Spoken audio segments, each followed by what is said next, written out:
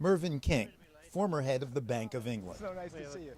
In his new book, The End of Alchemy, King still worries that the world banking system hasn't reformed itself 8 years after its excesses led to collapse. Thames, the old man river of Britain, been here forever, rather like money and banking. We've always had them. As it happened, he was giving me a tour of London to make his case on the day of the Brexit vote. The odds makers, the markets, and I at least, thought Britain would remain in the EU. As we passed a group of upbeat Remainers, I thought no problem. Counting is underway of tens of millions of votes. Then came the result. And the answer is, we're out. So before asking you to take the tour, we checked back with King to see if the vote had altered his analysis. Well, we didn't talk much about the Brexit vote because actually the Brexit vote isn't germane to the fundamental challenges dealing with our banking system and putting it onto a sound footing. We were talking as we walked around London about the really important long-run issues affecting our economies. Look, King says, when you take the long view, the global financial system needs the same fixes it did before Brexit. He believes his tour of London finance, therefore, is as relevant as ever. This is Lombard Street, the title of Walter Bagehot's great book in the 1870s about how to ensure that banking crises don't occur or how to respond to them. And this was the place where finance houses were situated, the early coffee houses which turned into banks, and trading houses, and the heart of the City of London. And his idea was that people who worked here would just be able to walk across the street to the Bank of England, give the security, the collateral they had to the Bank of England. The bank would lend them money, they'd rush back and pay out the creditors and depositors who wanted their money back. Central banks exist to be lenders of last resort. Problem, too big to fail. And that's what began happening in England, just like America, in the 80s and 90s. Here we are now in the modern Docklands area. So this is where the banks came to trade all the derivative instruments, the CDO squared, all the complex instruments. They were traded down here. And is a large part of the problem that crystallized in the crash of '08 because people like yourself at the Bank of England, the Fed in the United States, couldn't keep up with the innovation that was going on in places like this? I would put it differently. I think there were two things that were going on.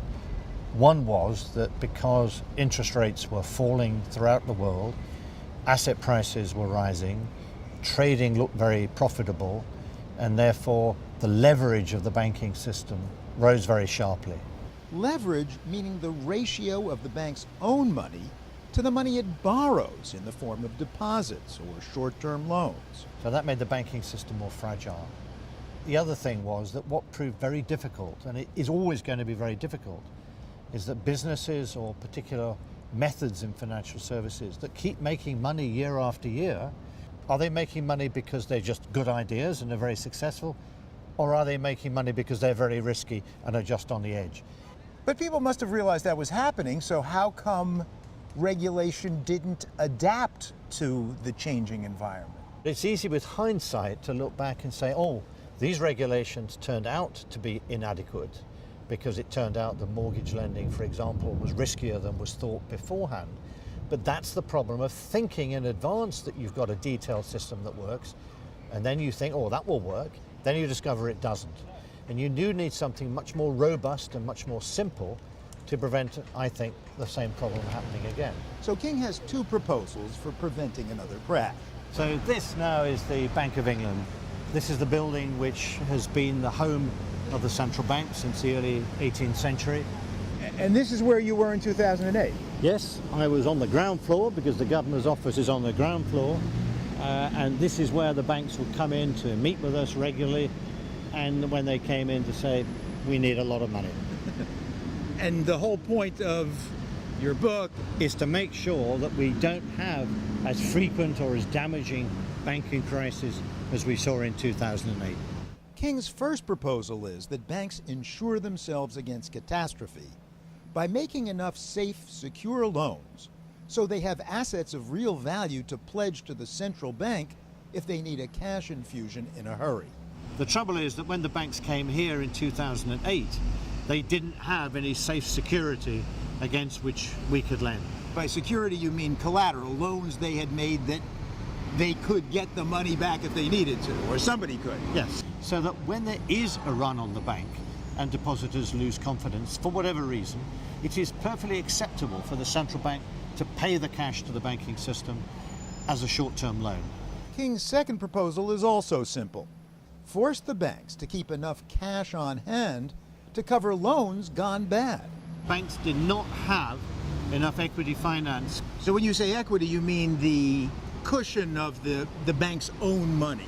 Yeah, the shareholders' own funds, which are available to be able to absorb losses without defaulting on the loans which banks have taken out, whether from other bits of the financial sector or from you and I as depositors.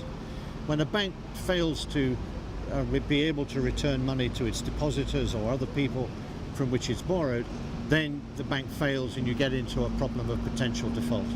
So if you were in charge of the Bank of England and Parliament, what would you propose or enact as a rule of thumb for how much equity cushion a bank ought to have with respect to how much it lends out? Well, I think figures around 10%, but I'm quite happy to start with 5% of own funds relative to total assets. That's a simple leverage ratio of 20 to 1. The last question I asked King the day of the Brexit vote was this. In how much danger is the world banking system at the moment?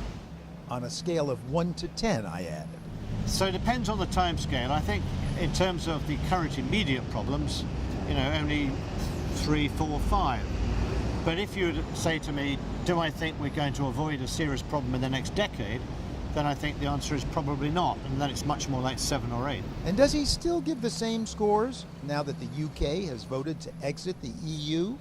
I don't think the vote makes any significant difference to the risks facing the global banking system. There were and are significant risks in that system because of the potential fragility of our banks and because of the state of the world economy. But I really don't think that the Brexit vote itself really makes any significant difference. As he adds, it may not make any significant difference to the long-term future of Europe's economies, despite the chop in the currency and stock markets at the moment. The economies have a habit of being pretty resilient in the longer run. When people and countries want to trade with each other, they find ways to do so, and I'm sure that will happen now. This is economics correspondent Paul Solman reporting from the UK and now from back in the US of A.